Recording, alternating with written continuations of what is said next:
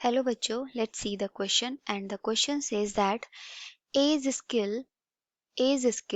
is to B's as 1:3, to C's as 3/2 and to D's as 4:3. Find the chance that A is in 3 trials, one with each person, will succeed twice at least. Okay, so you have basically this question belongs to a probability. So key concept is आपके पास की concept क्या होगा that will B if probability of A if A is any event और ए के होने की probability कितनी है आपके पास पी है so not happening not happen P A is equal to कितना होगा आपके पास 1 माइनस पी ए तो नॉट हैपनिंग पी ए को किससे डिनोट करते हैं हम पी ए डैश से and that will B P 1 minus P A okay कोई इवेंट है अगर ए तो उसके नहीं होने की प्रोबेबिलिटी कितनी होगी उसकी होने की प्रोबेबिलिटी को 1 में से माइनस कर देंगे okay now we have given here probability of A upon probability of B is equal to कितना दे रखा है 1/3 और 2 इवेंट है हमारे पास गिवन ठीक है तो इन दोनों की प्रोबेबिलिटी का सम कितना होगा हमेशा 1 होगा तो यहाँ से मैं लिख सकती हूँ probability of A 3 time of probability of A कैसे इस वाले रिलेशन से प्रोबेबिलिटी ऑफ बी कितना होगा यहाँ पे से 3 time of probability of A that is 1 so 4 time of probability of A is equal to 1 so implies that from here probability of a is equal to 1/4 okay यहाँ से probability of ए कितना आ गया 1/4 आ गया ठीक है now we have given here probability of A upon probability of C that is equal to 3/2 and again probability of A plus probability of C is equal to कितना होगा 1 होगा so यहाँ से probability of A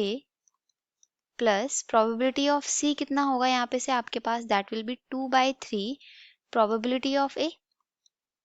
is equal to 1 so from here we can write 5PA is equal to 3 so probability भी कितना हो जाएगा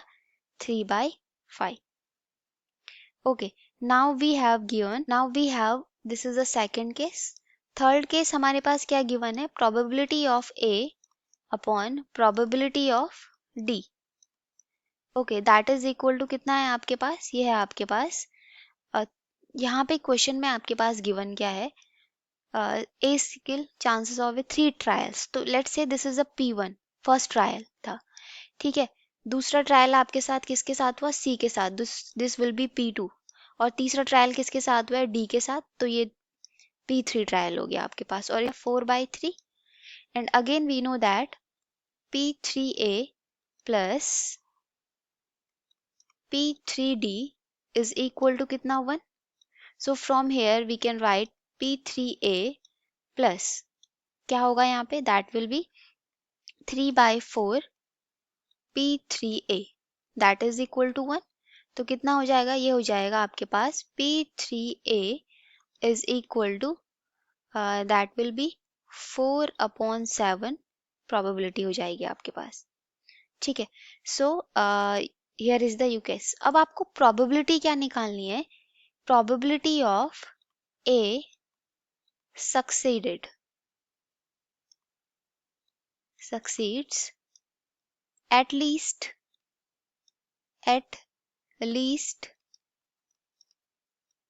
twice at least कम से कम 2 बार जीता हो ज्यादा से ज्यादा कितनी बार भी जीत सकता हो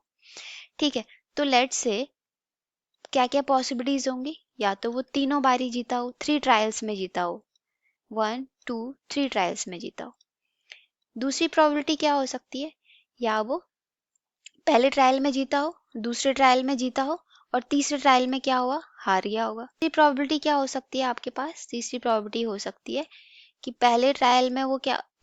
में जीता हो दूसरे ट्रायल में हार गया हो में फिर जीत गया हो क्योंकि एटलीस्ट ट्वाइस दे रखा है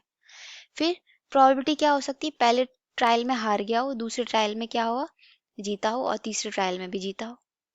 okay so from here now probability find करते हैं तीनों ट्रायल, फर्स्ट क्या है, तीनों ट्रायल में जीता हो, तो तीनों ट्रायल में जीतने की प्रोबेबिलिटी है that is 1/4 multiply by 3/4/7 plus,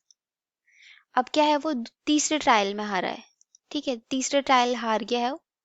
तो तीसरे ट्रायल में हारने की प्रोबेबिलिटी कितनी होगी यहाँ से, P3A' कितना होगा यहाँ से, दैट विल बी ये हो जाएगा 1 minus 4/7 and that will B 3/7। तो दो में तो जीता है, लास्ट वाले में हार गया, तो लास्ट में हारने की प्रोबेबिलिटी कितनी है, 3/7। तो यहाँ पे आप क्या लिखोगे,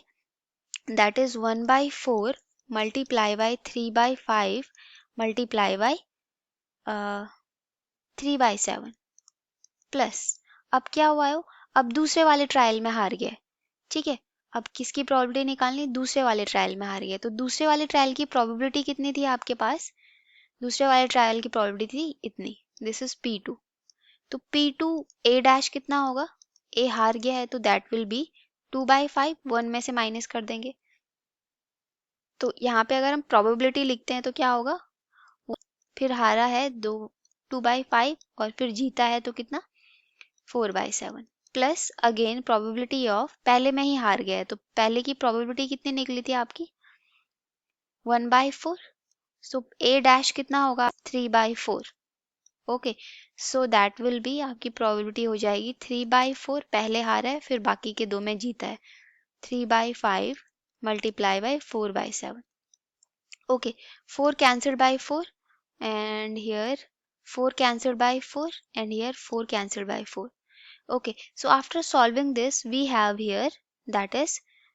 65 upon 140, and after solving this we have here that is कितना हो जाएगी हमारे पास 13 और ये 28, so our probability will be 13 upon 28, okay. So I hope you all understood this explanation. Thank you and all the best.